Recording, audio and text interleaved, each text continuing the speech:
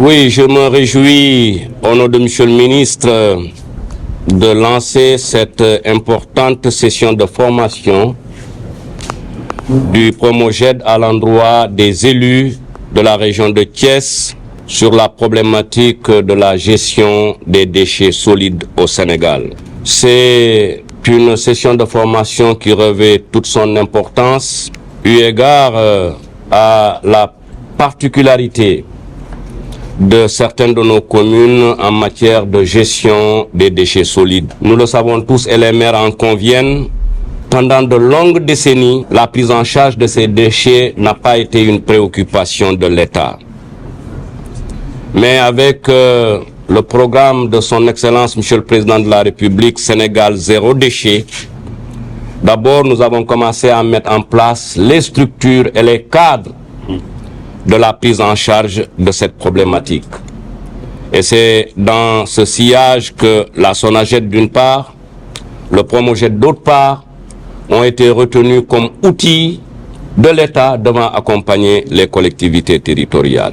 Aujourd'hui, à Thiès, précisément, nous avons lancé un programme de formation qui va bénéficier à 215 acteurs territoriaux provenant des 43 collectivités territoriales bénéficiaires du Promoged. Chaque commune a mandaté 5 représentants, dont 2 élus et 3 agents des services techniques municipaux.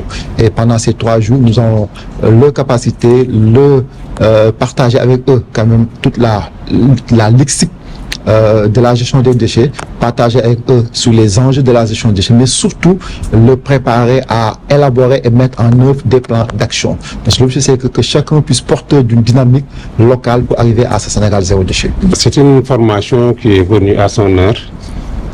Les collectivités locales de tout temps ont essayé de prendre à charge cette question qui était une compétence transférée.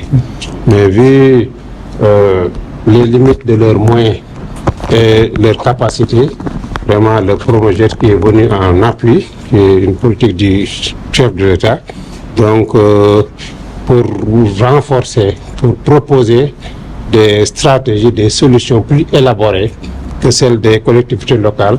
Là, vraiment, c'est venu à son heure.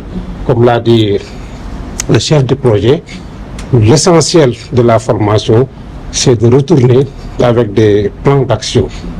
Donc, un peu pour soulager les populations. Parce que la problématique des ordures, ça a toujours posé des problèmes. Parce qu'on a du mal à vivre avec les ordures, mais on ne savait pas exactement comment les transformer en opportunités, en richesse. Maintenant, c'est là la vraie problématique. Donc, comme on dit, c'est de l'ordure, c'est pas une richesse, n'est-ce pas? Donc, qui nous permet, une fois transformé, donc changer nos attitudes, nos comportements et changer le cadre de vie.